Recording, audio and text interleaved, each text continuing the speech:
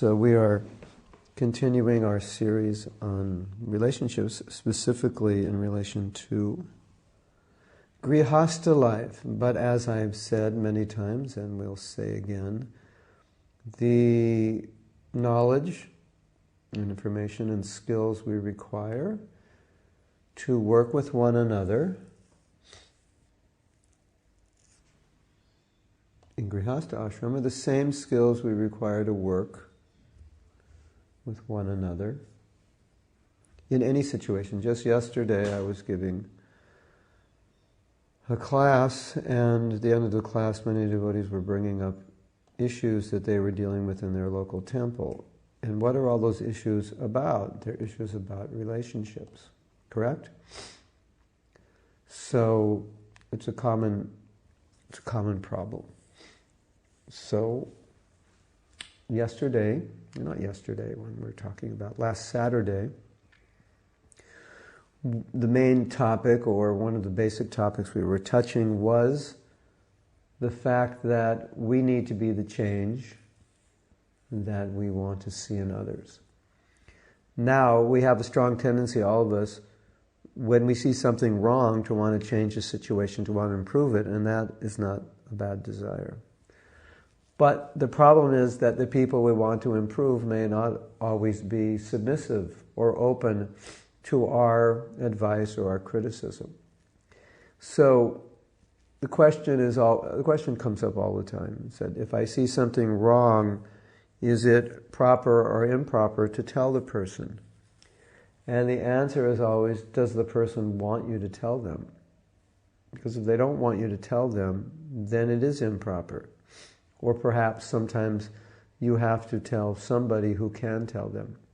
But there's another strategy.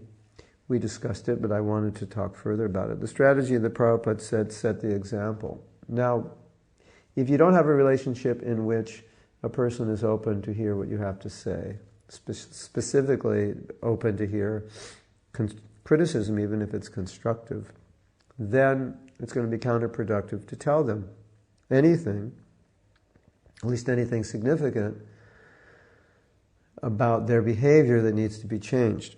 So let's look at that in terms of relationship between husband and wife. Most men, because of their psychological nature, are not extremely open to be told what to do by their wives. However, in Shastra, it actually says that wives should instruct their husbands. If their husbands need it, they should. It's part of their duty. If they see something wrong that could help them, then out of love, out of affection, they should bring that to their attention. But, as I said, the problem is husbands are not psychologically oriented to always be so open. And what is the psychology? The psychology is that people generally don't change when they're told to change, but they change when they're inspired to change. That's why sometimes when you point out a fault or mistake or something that needs to be changed in your spouse, and also women are not always so open to being instructed by men, there's resistance. And when there's resistance, the response you will get is, well, this isn't going to work, and they'll give you the reasons. Or if the relationship is not good, they don't even care to improve themselves. They don't care to do anything that would actually make a difference. So, then naturally, when you're in that situation, you ask the question, well, how do I get this person to change? Or how do I get my spouse to change?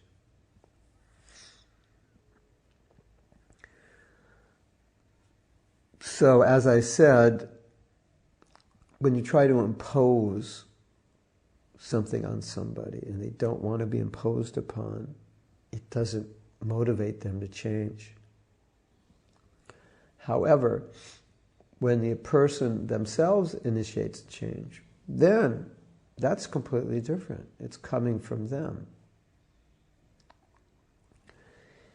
If it's their idea, it's a lot different than if it's your idea, isn't it? Yes. So, it's less likely they're going to change when you're requesting it or pointing out or criticizing. And more likely that they'll change if they're inspired. So how do you inspire them? Well, I can speak from my experience. When your attitude is, as we said last week, to improve yourself, to work on yourself, it does have an effect in inspiring your partner to change. Because they see that you're doing your part to be a good spouse. Or in terms of general relationships, they see that you're humble in your dealings, you're easy to work with and so forth. And it tends to inspire people to want to be similar. So when we talk about how can I change a person, as Prabhupada said, one of the best ways to change is to be the example, as we discussed last week. But we didn't discuss why it changes them. And we didn't discuss the psychology of how resistant we can be to change when we're being prompted to change by another person, if we don't have a particular relationship with that person where we want them to tell us things. Like with your spiritual master, you may say, please tell me what's wrong with me. You want that. So, but even spiritual masters don't always do that, because they see some disciples are resistant to certain instructions, or some disciples are very fixed in their ways and they can't change certain things. So even the spiritual master won't push them. And Prabhupada said, don't push people till they break. In other words, you have to understand how to encourage people, how far you can encourage people, and at what point they will break. So even the spiritual master has to understand that. What to speak of husband and wife, or ordinary relationships where there's no official arrangement that you're going to be the one who's going to be instructing the other. You're going to be the one who's criticizing the other. Because as we're saying, even in official arrangements, it doesn't always work. Like in temples where there's an authority may say something to someone else that's about their service or their performance that they may not be open to hearing. So that is even difficult. Now, so that's the first point. I hope that's clear, that if we initiate change ourselves, then we don't feel manipulated, and we're not resistant, but we're doing it because we're imposing it on ourselves. So there's an inspiration, and inspiration means within. You're becoming motivated within. That's what inspiration means, and it's a far more powerful motivator than someone trying to force you, because human psychology, as I said, is that when we're forced, we tend to be resistant. Even sometimes we know we should do it, but if it's not presented in the right way, then we're resistant. Now, I want to deal with the other side of the equation, because the question will be, well, I think naturally you're thinking, well, what if I change and they don't change? Well, there are two answers to that. One answer is, then just do your part, and that's all you can do, and be tolerant. But then you might say, but they're doing something that's really wrong, or it's really upsetting, or it's detrimental to myself, or it's detrimental to other people, and they need to change. So, how? Well, what I would suggest, and many marriages and relationships do have this kind of relationship where people are open to hear from one another, that they realize that their spouses can help them, their spouses do see things that they don't see, and they are open to hear from them. And that's ideal. Of course, every relationship is not ideal, but in any relationship, I would say, this is a kind of ideal you would like to create. Now, whether you can create it or not is another question. But let's say, for the sake of discussion, this is something we should shoot for. And then, so the question is, how can I communicate? In other words, the couple or the people working together would have to ask or discuss with one another, how can I communicate to you if I see something that I don't like in your behavior, or something that's upsetting me, or something, even more importantly, that I feel is detrimental either to our relationship or to your physical, emotional, mental, or spiritual life? How can I communicate that? So fundamental to this kind of exchange is the willingness for partners to be open to get feedback. Now, why should we be open to get feedback? Well, number one, as we've learned previously, Bhaktisiddhanta Saraswati Thakur said that we have a tendency to see the faults in others, but that doesn't help us. So we do better to see the faults in ourselves, because if we do have a fault and we're aware of it, we can work on that fault. We can improve it. If we're not aware of the fault, then how will we improve it? Because you're not going to work on something unless you know it's a problem.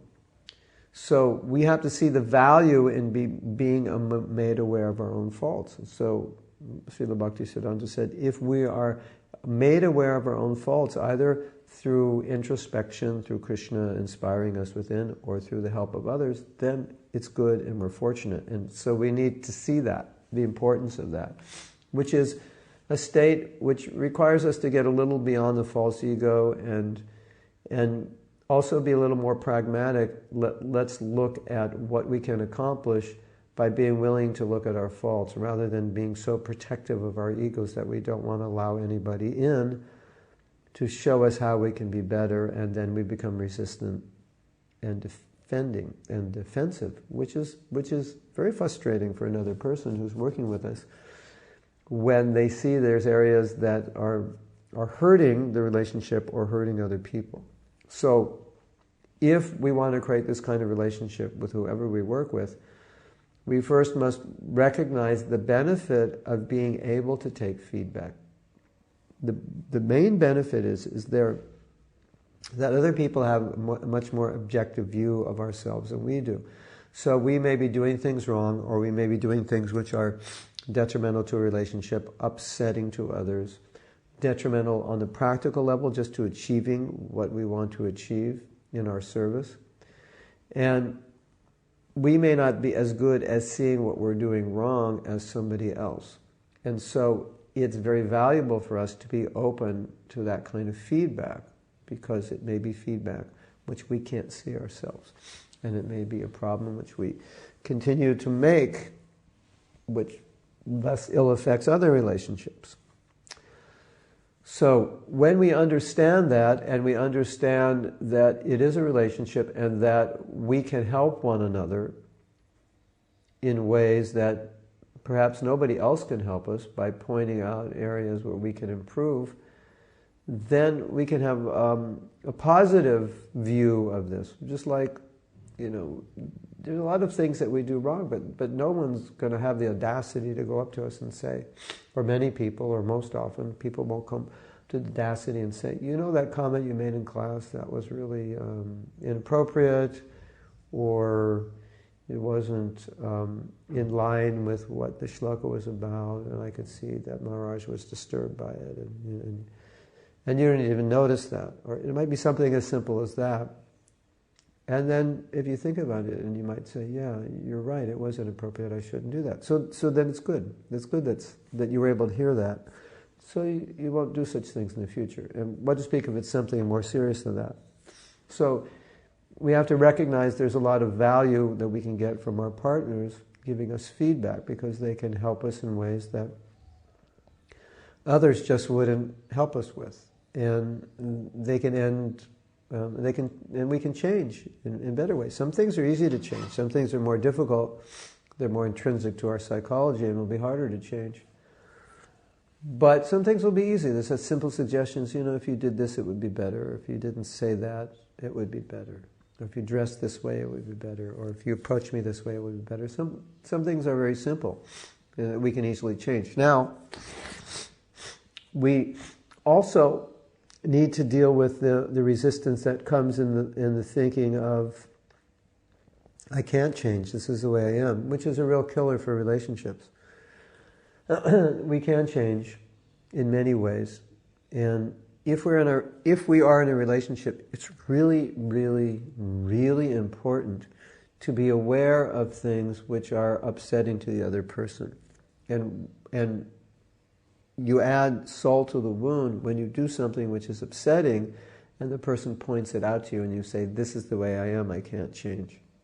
Now, The first half of the sentence may be true. This is the way I am. But the second half of the sentence is not always true. And I think I was mentioning in last week's class that even if you believe the second half of the sentence is true, and in some cases it may be, it doesn't mean your behavior can't change, because sometimes this is the way you are by nature, but it doesn't mean that you have to act that way.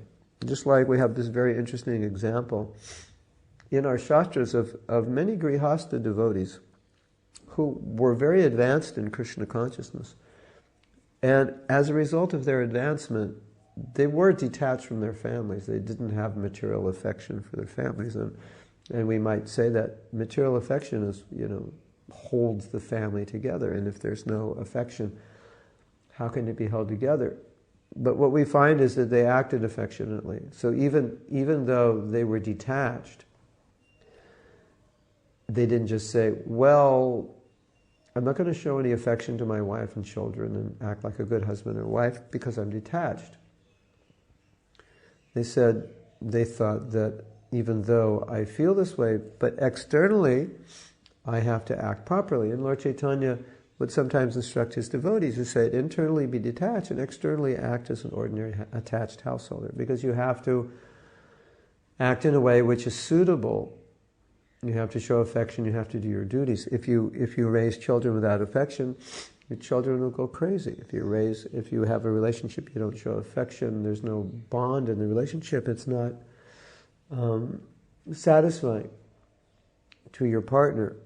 So sometimes it is possible to act in ways which are satisfying and meaningful to your partner, even if you're not entirely that way, because it's necessary for the relationship. Just like we might find in a business setting, in an organizational setting, that you have a leader who's not very personal.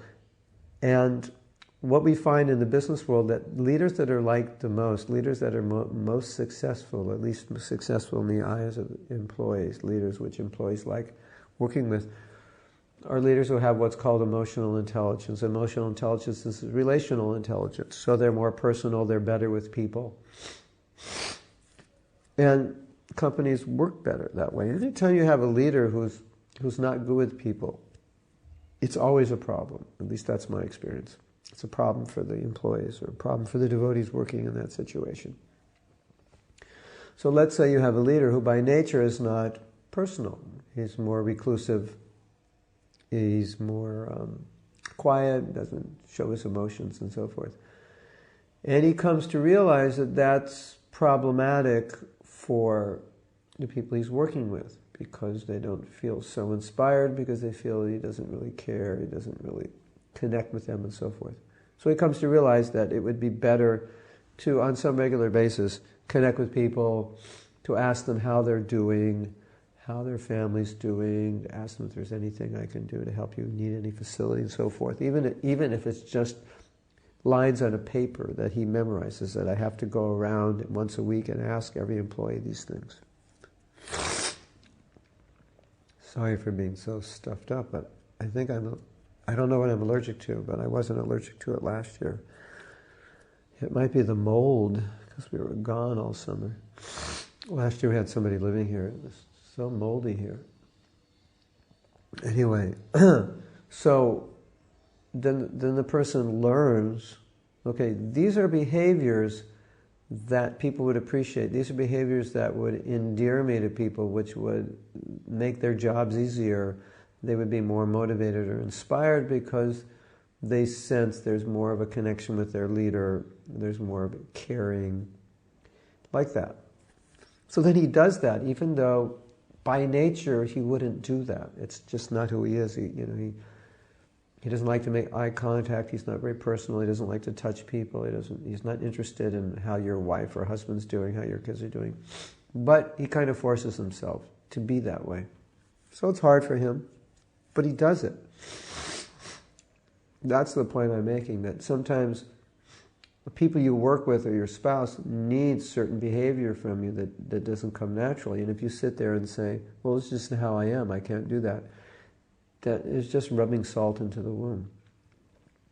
So this is how you are, but he or she needs you to be a different way. And so it's important.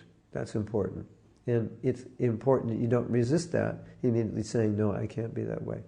Now, if we go back to the first thing, this is the way I am, then we have to distinguish also, is this how you are? Permanently, psychologically, this is your personality and nature, or is it temporarily, conditionally how you are, but you don't have to be that way, or how you allow yourself to be, but you can be another way. Because some things are not just how we are, it's just how we happen to be in the particular time, place, and circumstance, or how we've grown to be, but it can be changed. So that's also something to consider when you're thinking, this is just how I am, I can't change, which is kind of an interesting psychology when we have become devotees in order to change. So change is, Krishna consciousness is about changing consciousness, which then changes behavior. So we're all about changing, upgrading our consciousness, purifying ourselves. So we shouldn't be so resistant to change when, in a sense, that's what our life's all about. It's about improving, it's about being better. Excuse me. Now I get to go back and edit all the audio so I can edit all these sounds out. So the people listening after don't have to hear it all.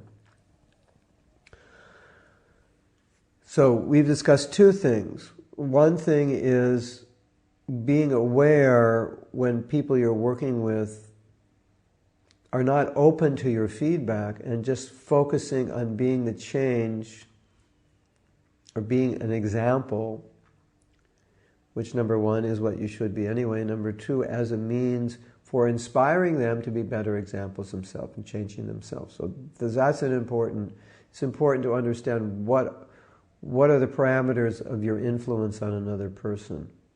Because as I said, if you try to influence somebody and they don't want to be influenced by you, it just becomes, creates more friction in the relationship. It makes things much worse.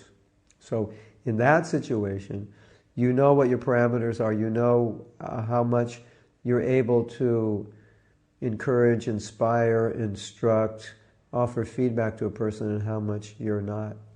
And then I said, as far as possible in close working relationships, especially between husband and wife, there should be some communication on this level of expressing that sometimes we need to give feedback and seeing the positive benefit, and then discussing amongst one another, how can I give you that feedback? Like, when I need to give it to you, how do you want to take it? You know, what are the spices? You like it salty? You like it sweet? You like it spicy? You want it with whipped cream? You know, how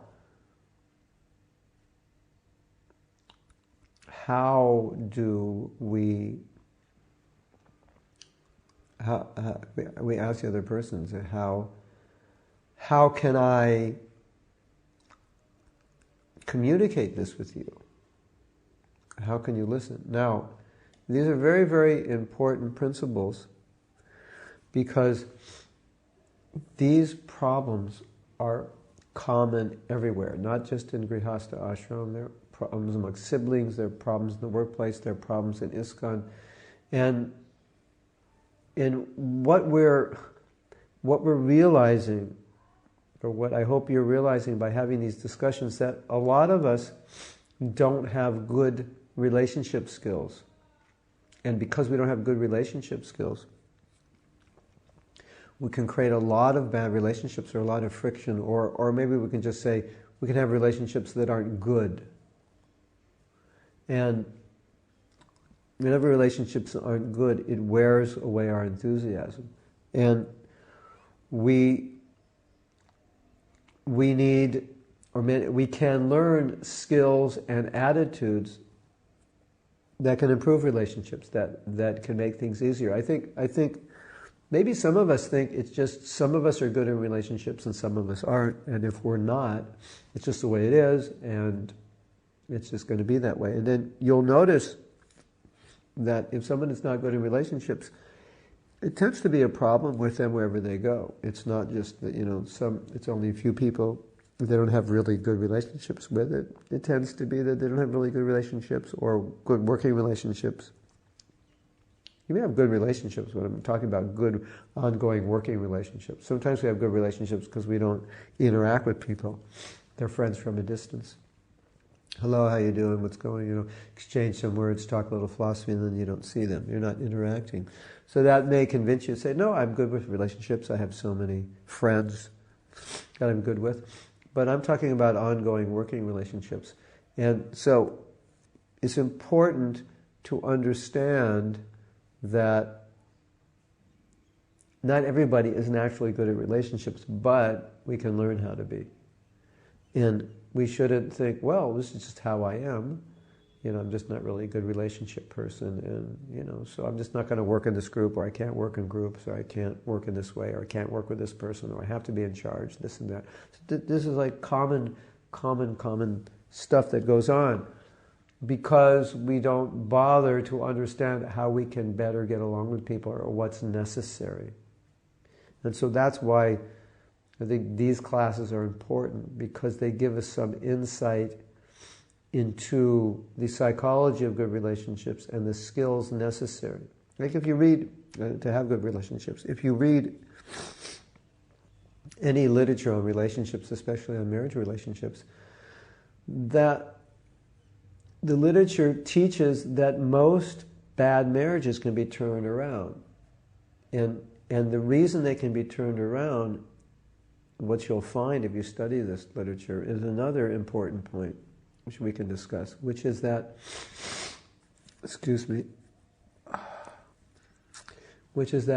when often in relationships, what happens is that people focus on what's wrong in the relationship, and they focus on what's bad about the other person. And what research has found, which is very significant, very important for us to understand, is that whenever you're in a relationship and you focus on trying to improve it, it never improves when you focus on what's wrong with it. But it improves when you focus on how to make it better, which would include focusing on what's good in the relationship and good in the other person.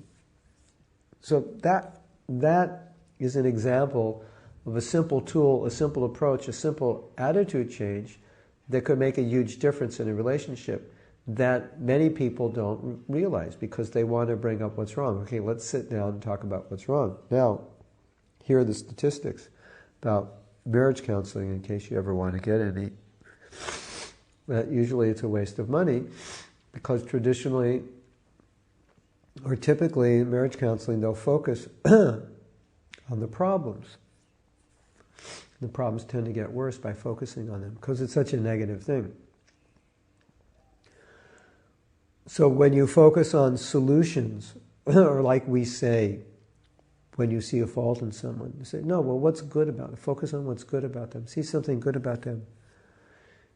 The more you focus on what's wrong in a situation, the more you focus on what's wrong with a person, the more depressed you get, the more negative you get. That's just the nature of human psychology. How can you continually focus on what's wrong in a situation and not become discouraged or depressed? Would you actually think about, if you actually think about solutions to a situation, solutions to a problem, then you become more inspired because you see, okay, there's a way out of this mess. So let's focus on what is good about, okay, there's a bad situation, but let's focus at least on what's good here. What are the positives? And let's focus on how we can make it better. So how would we like it to be? Like for example, in japa. One of the things I teach devotees in japa is focus on the kind of japa you'd like to chant. What would you like to experience during japa? Or how technically would you like to chant? You might say, well, I would like to be focused, for example. So that's it. That's technically, externally, how you'd like it to be. I'd like to be focused. And then what would your experience like to be? Well, I would like to be relishing the holy name. I would like to chant in a way that when I finish my rounds, I want to keep chanting. All right? So that's your focus. But now, what's your present situation? Present situation might be the total opposite. That I don't like chanting, and I'm always thinking about when I can finish my rounds. And I'm not really tasting, I'm not really relishing, and I'm completely distracted when I chant. So now, if you think about that, That's how you chant. If you focus on that and you focus on those problems, it can become quite depressing, and you might begin to think that these problems are insurmountable. And I know for a fact, because I teach japa workshops, that many devotees do think this way, that even when they learn new techniques and tools and attitudes, they really don't believe that they can change because they have such bad habits, and they've been chanting poorly for so long. So they tend to revert back to those bad habits and tend to become convinced that this is just how it is. So if you apply that idea to a relationship, you can say, well, the relationship has been bad for so long, it's just how it is. It always reverts to this. We always get in these arguments or blame one another, etc., etc. So then you're now focused back on what's wrong and focused on the idea that this is the way it has to be. And that's what happens when you focus on what's wrong. It tends to make you believe that it's always going to stay this way and it can't change. And if that's how you think, then where's the impetus to change it? Where's the impetus to improve? There really isn't one. And as we said last week, if you don't have the impetus to improve, that's foundational to improvement. If you don't have it, you can't improve. Even if you could improve, even if you had the knowledge and the tools, if you don't have the willpower, it's not going to happen. So that's why focusing on solutions is very important, because focusing on solutions is an optimistic approach. It helps us psychologically by encouraging us that there is a way to solve these problems and there was a way out of it. So that's why, or that's how, when relationships are very bad, they can be turned around. And that's why all the literature on marriage says that bad relationships can be turned around. People are ready to go for divorce. They can be turned around. There are techniques to do it. There are attitudes, and most people just don't know what they are. And likely, if the relationship is bad, they have all the wrong attitudes, or a lot of them. And so by learning proper attitudes, they turn their relationships around. And then you talk to those people and say, well, I didn't know what to do. I was doing all the wrong things. And I just had to learn what were the right things. And this is true of so many things in this world that we don't do well. We don't do well because we're naturally not so good at it, but we can learn how to be good because we learn from people who are good. And a lot of what it means to be good is to learn attitudes which then become the foundation for being successful. So many of us don't naturally have these attitudes. What my observation is, many of us naturally have the wrong attitudes. Many of us are extremely resistant to change, extremely resistant to doing things which would enhance a relationship. Many of us are extremely resistant to taking feedback from our partners. Many of us,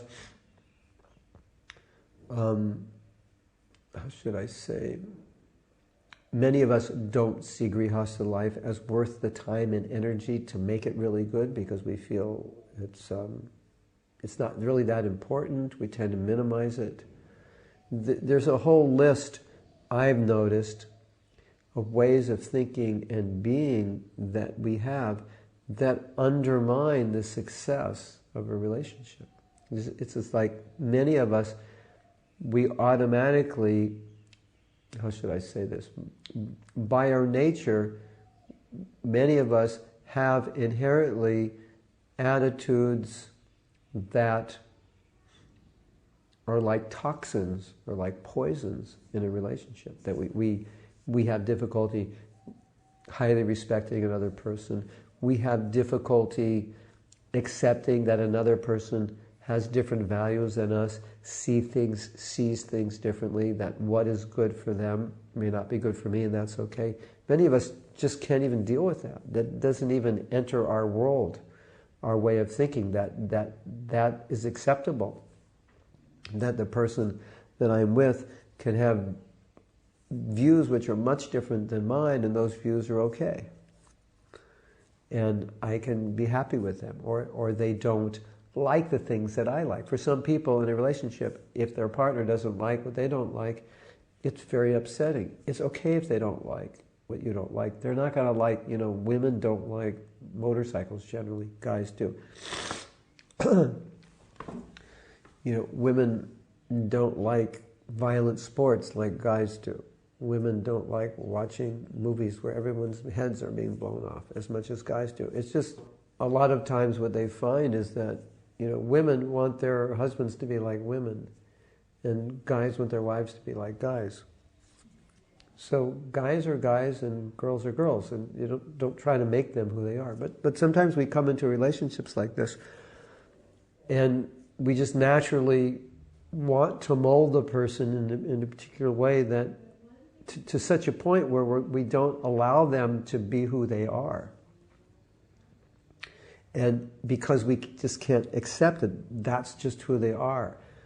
And that is such a poison for a relationship. It's an acid in a relationship. And as soon as you allow a person to be who they are, then everything just works very smoothly, very easily. And it gives space to both people to that it's okay to be who you are. And it's not upsetting to me that, you don't like carrots and I do. And, our relationship is on the rocks because you don't like carrots. And if you just like carrots, everything would be fine. I mean, sometimes that sounds stupid, but sometimes it's actually like that. It's that difficult. So if you're that kind of person where you don't understand these things, where you're not accepting, or worse still, you don't understand well the difference between men and women, male and female psychology, male and female physiology, then you can have a really hard time in dealing with the opposite sex, whether you're married or not, because they react to situations differently. And you will look at these reactions and say, this is wrong, this is stupid, this doesn't make sense, why are they doing this, what's wrong with this person? But when you become more accepting and say, oh, no, that's the nature of the man, or that's the nature of the woman, or that's the nature of the woman in this particular woman, or the man in this particular man, then everything goes very smoothly. But some people enter relationships without understanding these things. That's why you have, you have this book, men are from Mars, women are from Venus, or vice versa, women are from Venus, men are from Mars, women are from Venus. That book is one of the biggest selling books I've ever written. It's like in 50 languages, or it's sold like 50 million copies. It's huge. But really, all that book is talking about is the differences between men and women. So you think, why would a book about the differences between men and women be such a big seller? Because nobody understands. Because so few people understand the differences. And people get so frustrated over the differences between men and women when they're living, when you start living with a man or a woman, and you realize how different they are. You may not have realized that until you live closely with them. And then, when you realize the differences, then sometimes it can drive you crazy. And so then this person writes this book about the differences between men and women, and it's like a major eye-opener for everybody. My sister read that book, and she said, when she read the book, she said, doesn't everybody know this? Isn't this like common sense? How could you sell a book writing about what everybody knows?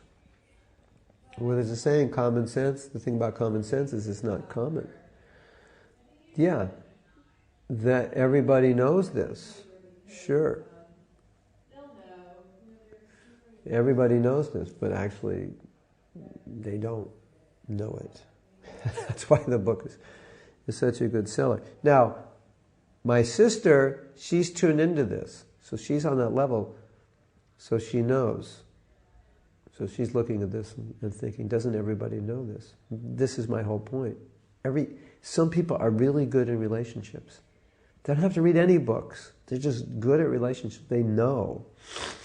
They know about relationships. It's intuitive. They have good relationships with everybody. They know how not to push people's buttons. They know they can push people, when they can't push people. They know how to get the best out of people. They know how to connect. It's just who they are. That's them. That's just all really simple, common sense stuff for them. But there's some people who are the opposite. So those of you who are the opposite, and a lot of us are the opposite, and I would think the majority of us can learn how to do better in relationships, even if we're good. Those who are the opposite, who can learn these things, and then when you learn these things, you go, oh, okay, that's why when I do this, my wife gets upset or my husband gets upset. And if I do this, then they'll respond in this way. Oh, and then when you do that, you see that your husband or wife, they change in how they deal with you. They become happier. They become kinder. They become more willing to make sacrifice and become willing to do things that they would never do before. And sometimes you'll find that certain acts of kindness or certain acts of understanding by the spouse will get the partner to do things that the other spouse has been asking them to do for years that they never did. Just because there was something getting in the way of the way they were being asked, or there was behavior that was going on between them that was so upsetting to them that they just didn't feel like making sacrifices for their partner. And then people run into this situation and say, well, when we first met, we were so much quote-unquote in love and we'd do anything for one another, and now it's all different and everything has changed. And so this could be one of the reasons. It's just because we don't know how to deal with one another, and then our words or actions can be very upsetting year after year after year, and it's just wearing away, and a lot of resentment builds up, and then the affection is just comes to nil, and then people are living together like roommates, not like partners, and So the point of me saying this is that there are skills we can learn that can help us avoid all these things, or if we've made these mistakes, can turn it around. And then by us learning these skills, and then this is the real point, by us learning these skills and then applying them in the relationships, we see how it affects the other person, and the other person starts reciprocating because we're nicer, we're kinder, we're more empathetic, sympathetic, compassionate, whatever it is we are, it will affect the other person. If you are in a relationship with a person who is normal, then normal people will respond to kindness, affection, understanding, sympathy, service, and so forth. If you're in a relationship with someone who's very out of balance, for lack of a better word, I don't want to say crazy, just say very out of balance, very extreme, or someone abnormal, then maybe in some situations being kind won't even help. They don't know how to be kind, they don't know how to reciprocate. But I'm saying that in the majority of cases, if you're kind, if you're compassionate, if you learn relational techniques, it actually changes the other person in ways that you telling them to change could never change them. Why? Because we go back to that first point. Because your behavior is affecting their heart in ways that they become inspired to reciprocate. Just like you see with your spiritual master, or we saw with Prabhupada, how much devotees wanted to surrender, to reciprocate with Prabhupada. And love is surrender. Love is giving. Love is giving up of personal desire. And in any relationship, what makes it work is your willingness to give up personal desire, your willingness to compromise. So where does that willingness come from? It comes when the other person is doing it. You become more willing to do it. Vice versa. When the other person doesn't do it, you don't want to do it, right? And so then it creates this whole problem. Well, I'm not going to do that because they don't do that. And then they're thinking, well, I'm not going to do that because he doesn't do that. Then you're thinking, well, she's never going to do that, so I'm never going to do this. So flip that around. You do it, and the other person thinks, well, he does it. That's nice. I'm inspired. I'll do it also. Does that make sense to all of you out there? Makes sense to me. And this is my personal experience. So now, let me stop here to see if there's any questions. No one has made any comments or questions. I assume you're still hearing me. Nobody said you aren't. So we'll wait a minute here to see if you have any questions.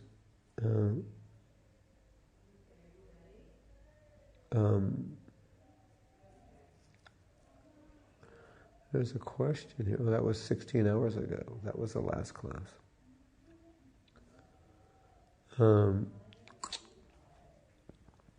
Now, then I've asked for questions. I have to do what the radio show hosts do. I have to keep talking while I ask for questions. Call us at this number. And then they keep talking. Okay. So I'll keep talking.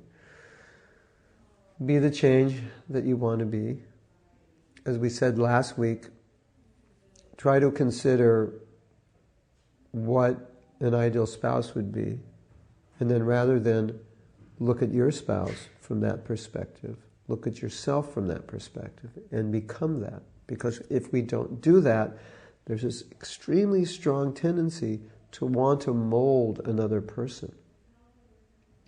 Some comment on Mayapur TV chat. How come I don't see the comment? I'm on the I thought it was on the Mayapur TV chat. I don't see the comment. Okay, hold on a second. Maybe I'm not. Maybe on my... Oh, I know what the problem is.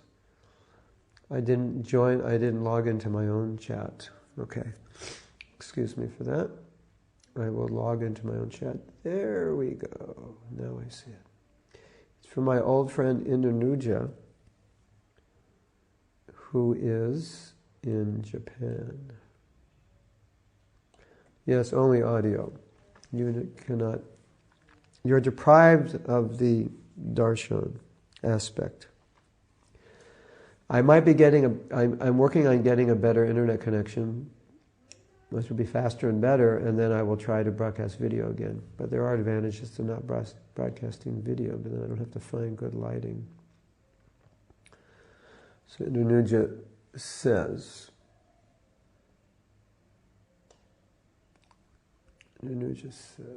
I have noticed that Maya tries to trick aspiring devotee couples to get into meaningless, stupid fights to waste our time / dampen enthusiasm to spread and practice Krishna consciousness.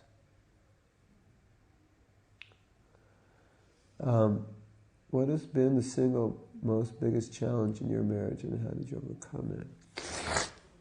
And what else does Indonesia say? Koti pranams to you and Nabanvidam. Yeah, okay. So, 2 questions here. Fighting. Okay.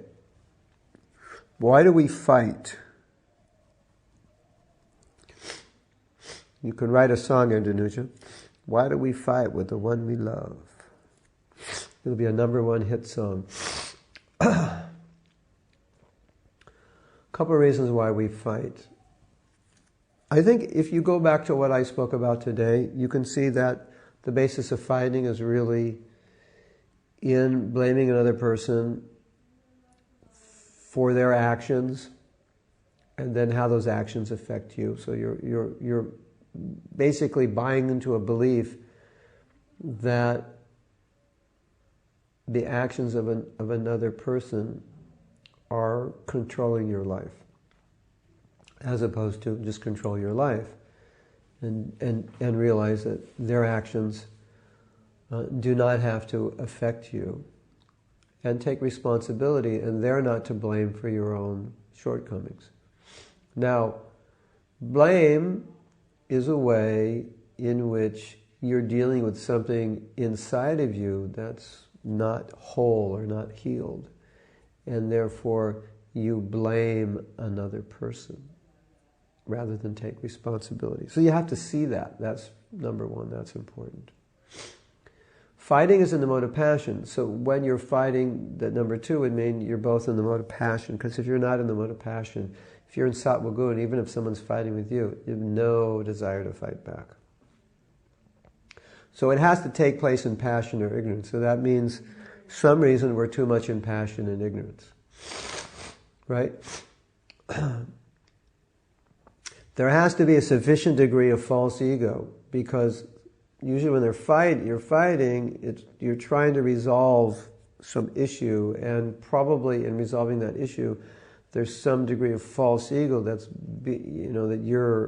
being criticized for something you did or said, and you don't like that, and so you're trying to defend yourself. And maybe the bottom line answer, well, I say maybe because I can't say this is the ultimate answer, but I tend to think, this is really foundational to it, that in order to fight consistently, that means on some level we don't mind fighting. We don't mind creating that atmosphere within our relationship. It doesn't bother us that such a tamagun or passion or rajagun relationship is going on. We don't sit back and say, wait a minute, this is not the way I want to relate to you. This is not Krishna consciousness. This is not something we should have in our lives. This is not what Prabhupada wants, etc., etc. And stand back from it and become detached or disinterested in actions which are not Krishna conscious. And that's a very non-Krishna conscious action. So, you have to think about this idea that I'm allowing an action to predominate my life or to enter my life quite often, which is not Krishna conscious. Now think about that. Is arguing with your wife Krishna conscious? No, not at all. Is it avoidable? It can be most of the time. Does it take two to tango? Yes. The audio has stopped.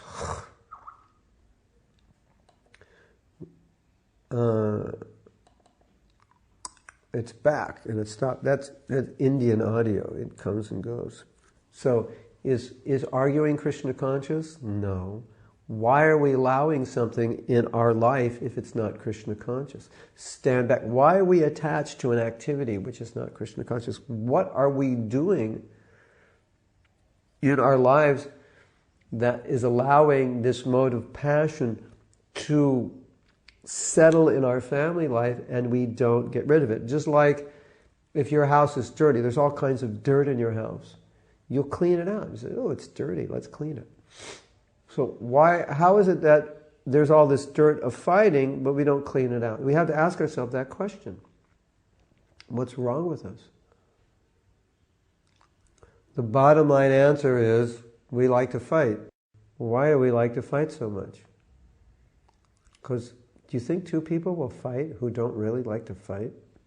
I don't think so. Do you think two people who will fight who really want to make their family life, their marriage successful?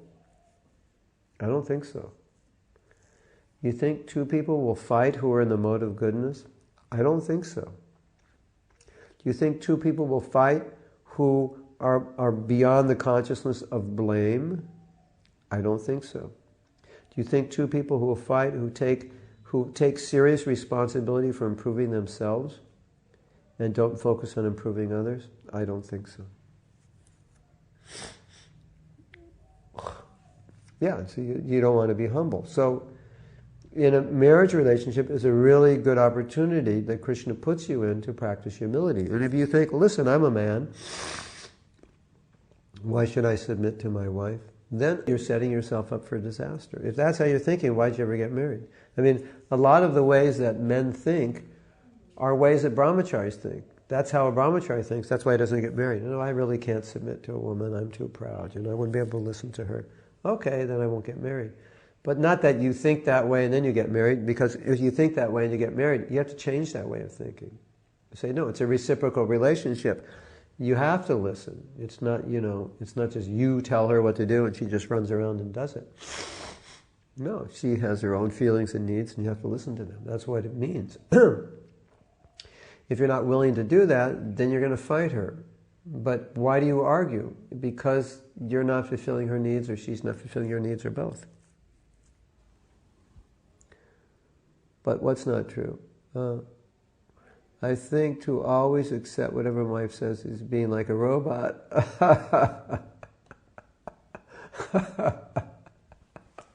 At least she'll be a happy robot.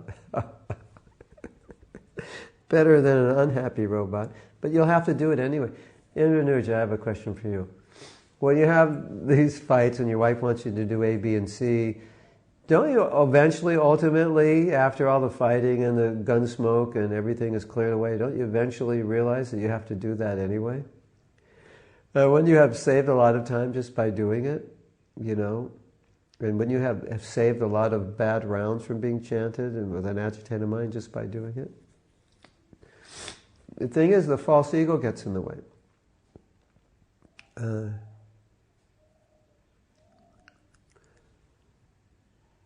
Yeah, so, or you come to a compromise. But sometimes you could just do what she says and you don't have to waste time even compromising. Of course, that's for you to decide, but sometimes it's quite simple, you know, or the other point would be, you hear, instead of, you know, she says, I need this, or you do that, it's not right, so you hear it. You consider it rather than fight it off, because that's why you fight, because you're not hearing, or she's fighting with you because she's not hearing you. So hearing is important. That's why I said we have to overcome the false ego, because the false ego makes it difficult to hear. So a partner says something and we can't hear it because we don't want to hear it, because it's playing with our false ego. So hearing is important. So your wife says to you, "Oh, Indranuja Prabhuji, is it possible you could do this and not do that? Because when you do this, it really upsets that. And when you do that, it would really help this."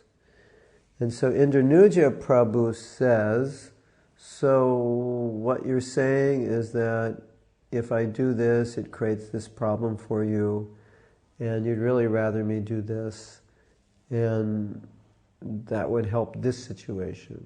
And is that correct? And she says, yes. And you'll say, wow, I don't know if I can do that. That's difficult. I'll try. I'd like to do that. Can you help me? How would you like me to do it?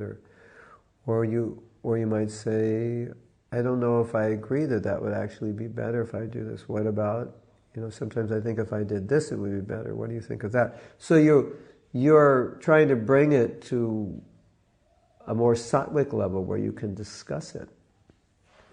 So these kinds of situations are just really, ultimately, we could see them as tests of our Krishna consciousness. Right?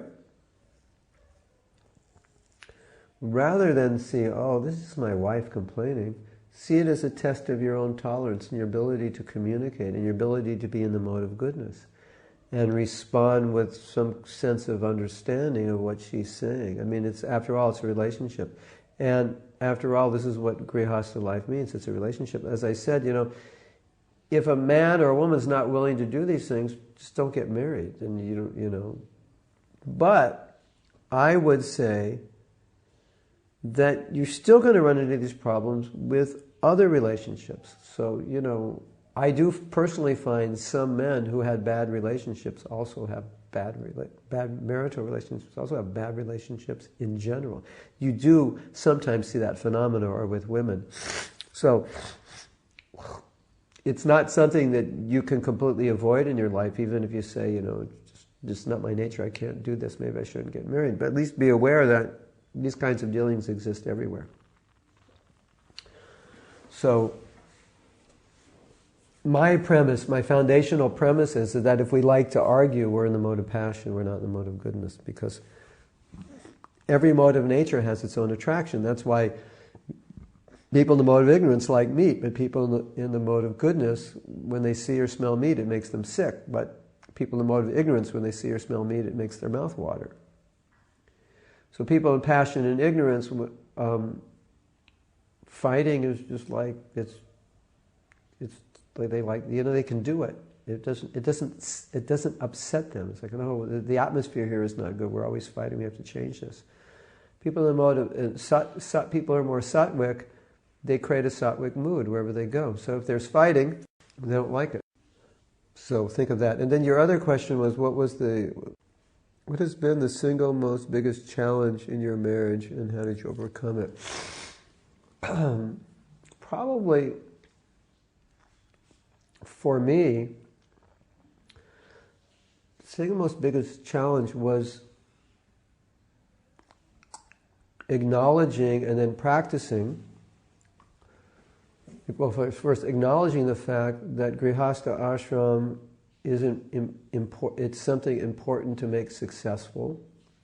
It's important to do it right and to not diminish the activities that make Grihastha ashram successful, because some of those activities externally appear to be taking us away from Krishna consciousness. Time spent where I could be doing, quote unquote, something more important and more direct service.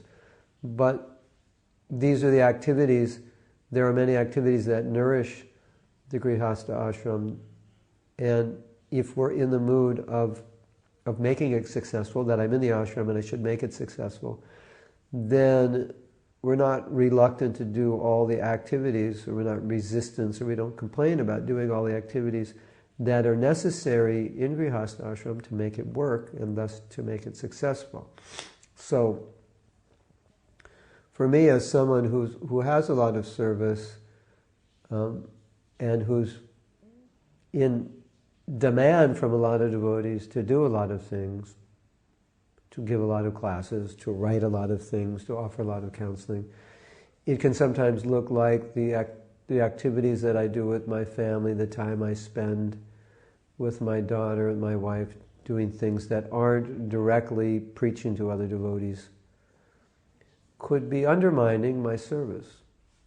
And so that was something that I had to deal with. That, I like to be successful in what I do, but I didn't have that consciousness about being successful as a Grihastha. I didn't think it was really that important or that essential. So I had to grow to understand that it's important that we're successful in everything we do, and no less important to be successful as a Grihastha in this ashram to make it work than it would be for a sannyasi or brahmachari to be successful in their ashrams. And thus, with that mentality, I could make those changes and compromises much more easily and not see them as something antithetical to my bhakti or antithetical to my satisfaction or antithetical to anything that I thought was beneficial for me. But I see them as, no, part of what I am. I am a Grihastha, and these are the duties and responsibilities of a Grihastha, and that I should in no way be resistant to them, but I should embrace them as I embrace every other service. And if you don't have that mentality, then what happens is you begin to resist your spouse, because if you see Grihastha ashram as an impediment to your devotional service, if you see it as something detrimental to your devotional service, then the natural emotion will be to become resentful to your spouse, because then your spouse then becomes the person who's creating the problems through their demands. Could you do this? Could you do that? No, I want to go on a book distribution. That, I don't have time for this or that. So now your spouse becomes the impediment to your book distribution. But that's not true. Because so many men, it's like Prabhupada says in the Bhagavatam, the household life's a fortress and the wife protects the husband. Like so many men would just be a mess if they didn't have their wives. And they have to remember that. They have to appreciate that the Grihastha ashram is a stabilizing force for them. And without it, they might become crazy in many ways and may have so many problems in spiritual life. Now, aside from that, or in addition to that, you've entered the Grihastha ashram, so once you enter it, Prabhupada wants you to accept the responsibilities of that ashram. So he doesn't want to say, oh, this ashram is troublesome, or my wife is this or that, and give it up, but he wants you to accept it as your service. So I think that the challenge I had is a challenge that many men had. And another challenge I had is adopting, which is a subset of this challenge, is adopting the mentality of Grihastha. Because I have a, how should I say it? I can sometimes have the mentality of a renunciate, which is not good for family life. So, as Prabhupada said, keep the renunciation internally, but externally, perform the activities of the grihastha life. But sometimes it's difficult if you don't have the right mentality to be able to perform those activities. So I think one of the challenges that I and many men have is actually adopting the proper mentality, actually entering the grihastha ashram and adopting the mentality of a grihastha, which I think is part of the problem why you may be fighting a lot, because you're not fully accepting that grihastha means compromising. It means doing things that your wife likes to do a lot of times, even you don't like to do them. Right? But that's part of what it means. Your wife wants to go shopping, come with me shopping. You don't want to go shopping. You want to do something else. But as a good husband, you'll go there to accompany her. Right? Just because she wants to spend some time with you, or she doesn't want to go alone, or whatever. So that's part of what it means. So making those a lot of men have a difficult time making those adjustments when they get married. And they never fully make the adjustment from the single brahmachari to the grihastha. And they try to make their grihastha ashram too much like the brahmachari ashram, and it doesn't work for women. That's not why women get married. Some men kind of get married to, I'll remain a brahmachari and have a wife. It's not the right mentality. In a sense it might be. You remain a brahmachari, which means you control yourself sexually. The wife needs certain things. As a husband you have to give it, and you have to accept that this is what she wants and what she needs, and adapt to it. And if you keep too much of a mentality of not a grihastha in the grihastha ashram, doesn't work. So that was a challenge that I had to deal with, of fully adopting to the grihastha mentality. And I can say personally, the more I adapted to it, the more I still do adapt to it, the easier it is to be a grihastha. And the more I don't, the more difficult it is, because then it's like I'm a renunciate in the grihastha ashram, and then my wife and daughter don't feel my presence is. Like, why are you here? Why are you married? You're not even part of the family. So you have to be very part of the family, very, just as when I go preaching in temples, I'm very integrated with the devotees. I spend a lot of time with the devotees. I talk a lot, I show a lot of affection. It's the same way I deal with my family. If I just dealt with that way with the devotees, not my family, it wouldn't work. But it's easy, it's possible to develop that mentality. Thinking, well, this is my service, this is what's important. I show affection to devotees. I come home and my family's, I don't show affection to them. They're just a waste of time. My real time is meant for the devotees. No, it doesn't work. That's not the way a grihastha thinks. Hope that answers your question. Dustin has a couple questions.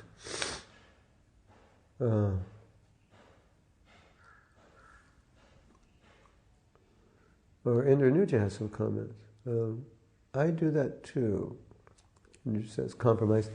I always complain during a fight, the same thing. It's just, okay, you want to know the real bottom line? Everyone fasten your seatbelts, because here's the Mahatma, straight to the core, no mess around. The real answer, which I hope you're all ready for, it's emotional immaturity. You just need to grow up. You're not 16 anymore. Just grow up and be a man, and she needs to grow up and be a woman and be emotionally mature and deal with differences maturely. Now, ultimately, so many fights are reflections of just, it's like we're become like little kids. Isn't it, Indranuja? Just like your fights are like little kids. Sometimes you forget what you're fighting about. You're just fighting. So, my advice to everyone is grow up emotionally. If you're going to fight about something that's important to fight about. Like, have one good fight a year, but it should be about something important. About, whether or not you should get a Govardhan Shila and worship it. Have a fight about that. That would be like a good fight, Or fight about the fact that, we're both not getting up for Mangalarti. Have a fight about, like, something really good. But, like, you leave your plate dirty in the sink. It's not worth fighting about that. It's just... You leave your plate, like you can resolve that, You know what I'm saying? I think so we have to be emotionally mature, So, if you're going to fight, pick your battles wisely. Have a good fight about something that's really, like, fightable. Most things are not fightable. For some grihasthas, nothing is fightable. Fightable, a word? Yeah. Fighting, going in circles. You're probably fighting about the same thing all the time. That's usually what happens. Also, you can notice when grihastas fight, they tend to fight about the same thing because they're not mature enough to resolve it. So we have to be, we have to learn how to resolve things maturely. Okay. So Dustin says, sometimes it seems difficult to reconcile the needs of our partner or those we love while trying to be attentive to our Krishna consciousness. How do we strike the right balance? Because being successful as a grihasta is fundamental to being successful as a devotee. So you won't have one without the other. So you have to see it that way. Of course, I don't know your practical situation, if your wife's a devotee or not, or what's actually going on. But that's just my introductory statement. Sometimes in grihasta life, the balance is going to shift from being single to being married. And so what is balance for a brahmachari is not going to be balance for you. So you also have to set your scales differently as to what is balance. So I think that's important to realize. There may be, there's going to be compromises in grihasta life that you don't have to make as a brahmachari. So how you define balance is now going to be different. But it's always important to understand that if you're not happy and peaceful as a grihasta, it's going to affect your Krishna consciousness. Now, if your grihasta life is not grihasta life, but grihameti life, and it's pulling you down and away from Krishna, that's another discussion. Now, I don't know if that's what you're referring to.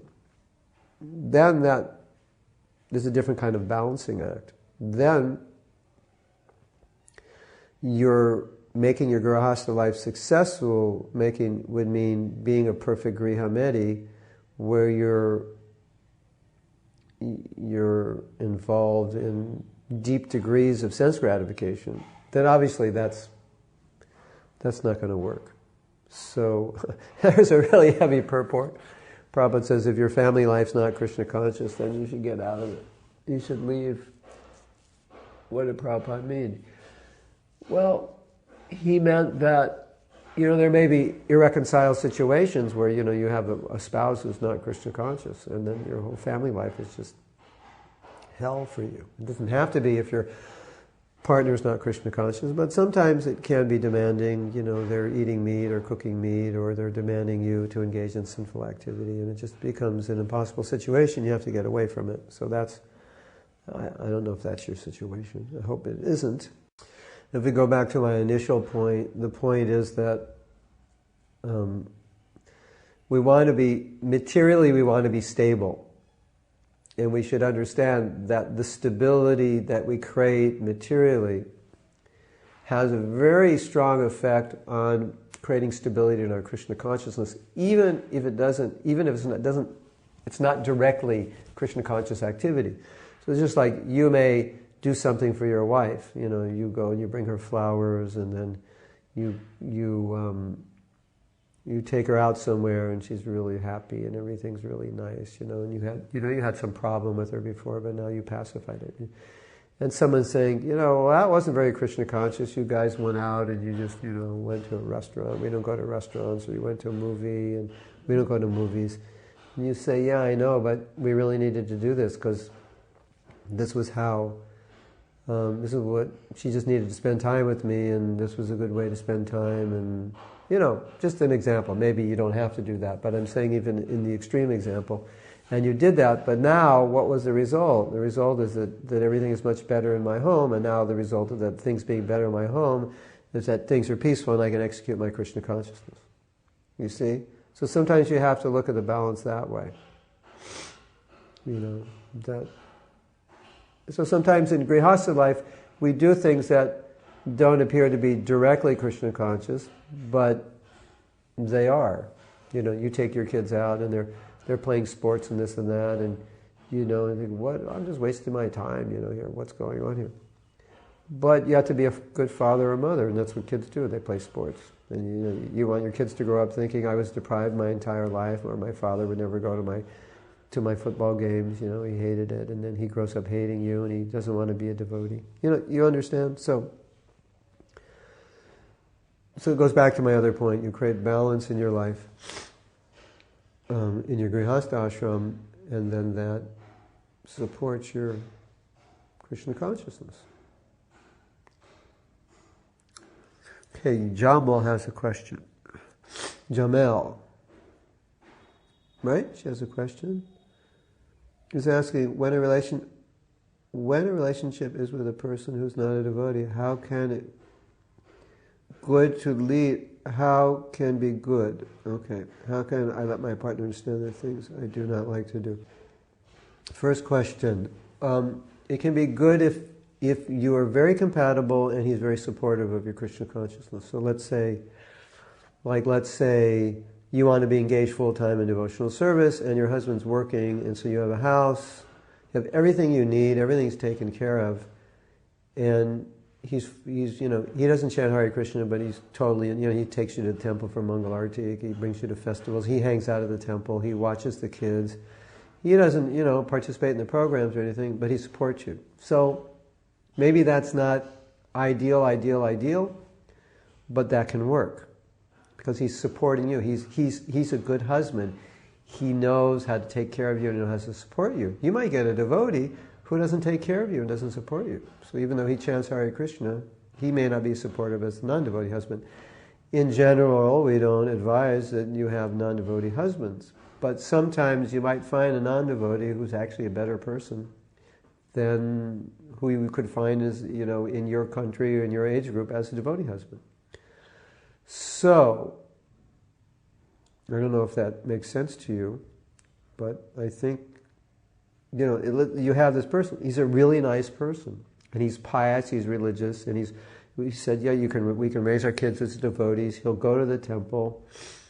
He'll drive you there if you need to be driven, whatever. He'll allow the kids to be in Gurukul, everything. It's just that he's not really a devotee. He's not so much into it. He's not against it, he's not for it, it's just not his nature. So that could work in that situation. And that situation could even work better than a devotee because sometimes devotees are not that supportive, or not that kind, or not that helpful. I mean, let's say you marry a devotee and he's got no money. And he doesn't want to spend time with the kids, and he doesn't feel like going to the temple, so you could end up in a situation like that. How can I let my partner understand the things I do not like to do? As I was saying earlier, you have to create a foundation, an infrastructure with your partner so that both of you agree to be open enough to one another to be able to honestly express how you feel without disturbing the other person. So, it's like, I would say if you're not married yet, these are the kind of things you discuss with the person. And if the person's not open enough to be open to things you have to say, you probably don't want to marry such a person because you'll be completely frustrated because they won't want to listen to you. Because they're too macho. Macho man doesn't want to listen. He wants you to listen to him. He doesn't want to listen to you. Okay, in Shastra it says the wife should be very submissive. But still, in an ordinary relationship, the wife has to express herself, and the husband has to be a little submissive also. So you want to make sure, that the person you're with is open enough. Okay, so Timothy says, can we generally have affection in any relationship and still be detached? Does detached mean you have to force yourself to show affection? Actually, is attachment a byproduct of affections?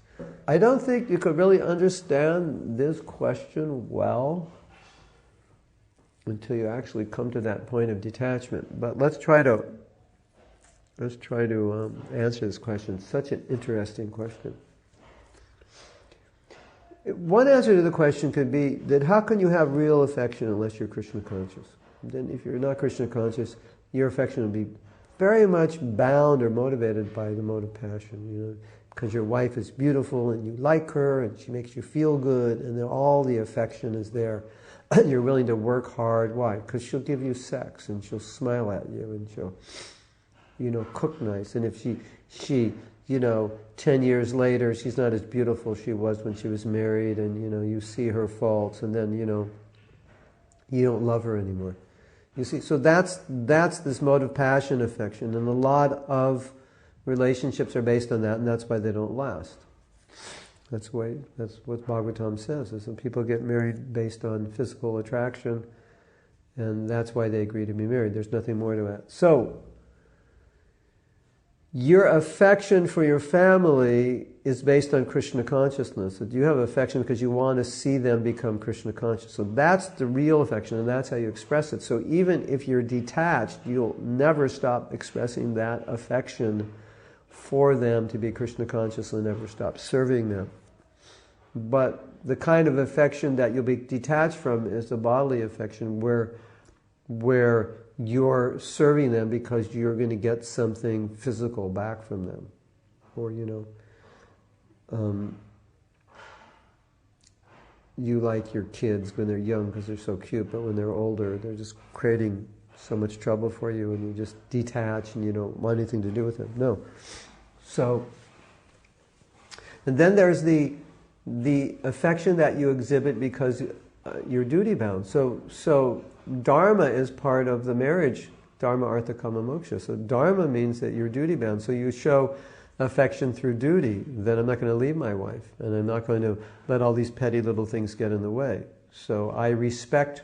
I have enough affection and respect her on a level that I will never leave her, even though I'm detached and I could leave her. And I could be Krishna conscious without her, but I won't do that because I have spiritual affection for her. And that's the way the relationship should always be. So, in that sense, the more you become detached, the more you can show pure affection, or affection on a higher level. You know how Prabhupada said there's no love in this material world? Because what does Prabhupada mean? He said, because the love in this world is all based on what you get out of it.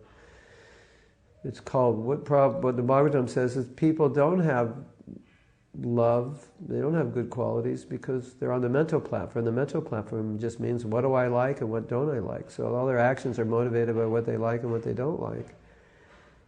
And as a result of that, how can you really show affection? Because you only show affection when you're getting something back. Right? Now, if you and your wife are working together to spread Krishna consciousness and she's helping you and supporting you and you're supporting her, that creates a lot of affection between one another. But it's very similar to the kind of affection you would have with other God brothers, that you're working together. And so the affection and concern is because together you're helping one another become Krishna conscious. So you're attached to one another on that level. So, and around my wife we do a lot of service, and I like being around her because she helps me and I help her, and we do Mangal Arti together, and we're very Krishna conscious, very peaceful. So that kind of attachment is not bad. That's this kind of attachment we have to other devotees. It's the kind of attachment that gurus have to their disciples, and disciples have to their gurus. So you see in the Bhagavatam, Queen Kunti prays to Krishna and says, sever my affection to my husbands, or who are her to my sons, my family. Her family is the Pandavas. Why does she want to sever the tie of affection to them? They're great devotees. She only wants to sever the material affection, the material aspect, the bodily affection. So that you want to show affection to your wife spiritually by taking care of her and doing your duty to help her become Krishna conscious, help your kids become Krishna conscious. That's how you show affection, real affection. Like many families, they move so that their kids can go to Gurukul, and so they make personal sacrifice. So that's real affection. That's showing real affection. Other families, they want their kids to be materially successful so they can have a lot of sense gratification, and so that the parents can also be happy in their retirement because the kids can take care of them. So that's more of the bodily affection. The bodily affection comes out when you can't detach materially.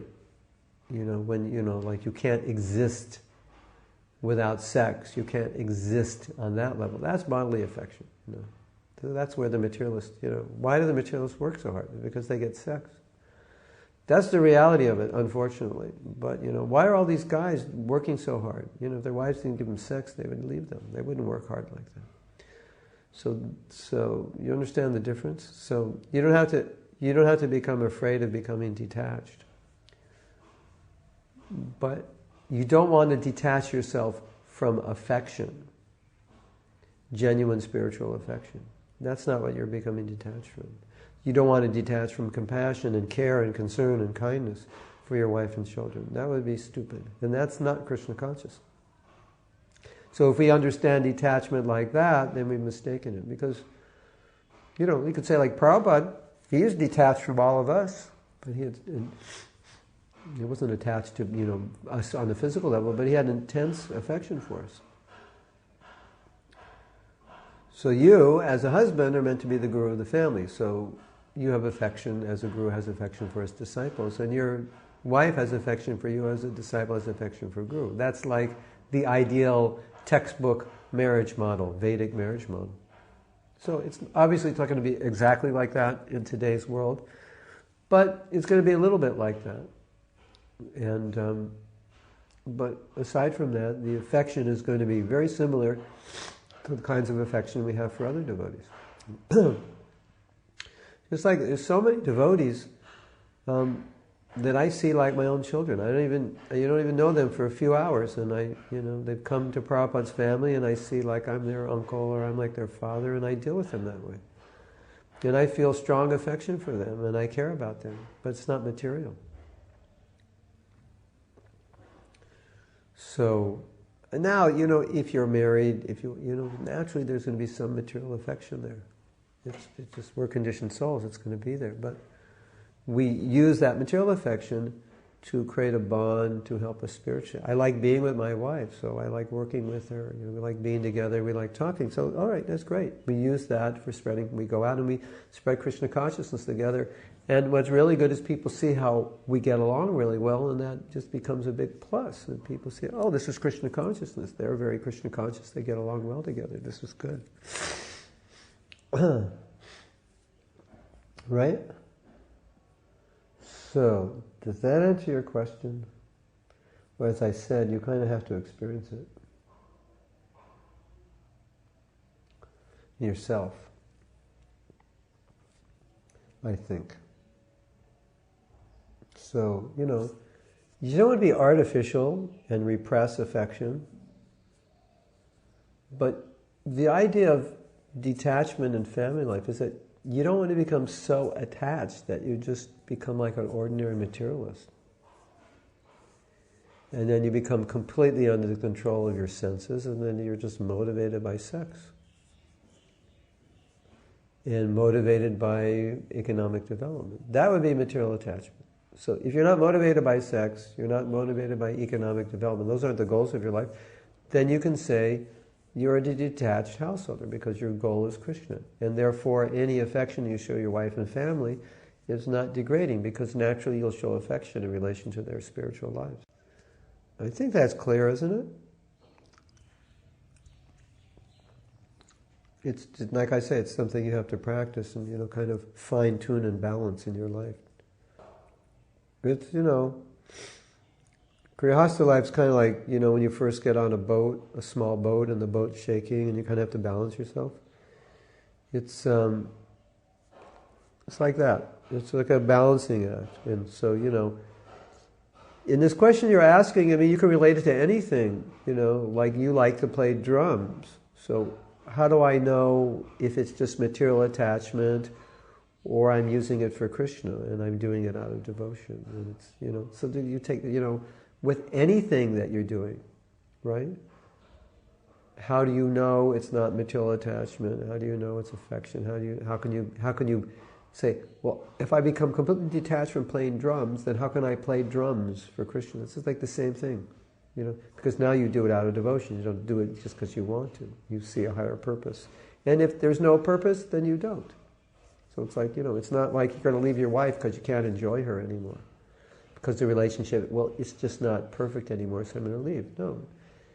You see the utility of the relationship in relationship to your service. And that's why you do it, and that's what keeps it going. Okay, so now I have to ask your permission to leave. Because I'm going to lead Kirtan. Today's Ekadasi. I guess, tomorrow is Ekadasi for you, but I'm Wednesday morning, so we're going to be doing Kirtan in Mayapur, and they asked me to do Kirtan at 9 o'clock in the temple room, so it's an hour away, and we're going to see you on Saturday morning, your time, Eastern Standard Time at 8:30 a.m. I hope this helps you. This, believe it or not, I will say that this topic is one of the most important topics to understand, because there's so much instability in Grihastha life. And it's extremely important for you individually and as a movement to understand how to be stable in Grihastha life. And even if you don't get married, it's important because you can help others understand this. And these talks will help you if you do get married, and they'll help you understand whether or not you want to get married. Okay, so I'm going to sign out now with your permission, because we've gone an hour and a half. You know, this is my morning time. And I was on chat this morning for a long time when I should have been chanting my rounds and doing all kinds of things. So we will see you Saturday morning, and Hare Krishna to all of you. All glories to Srila Prabhupada.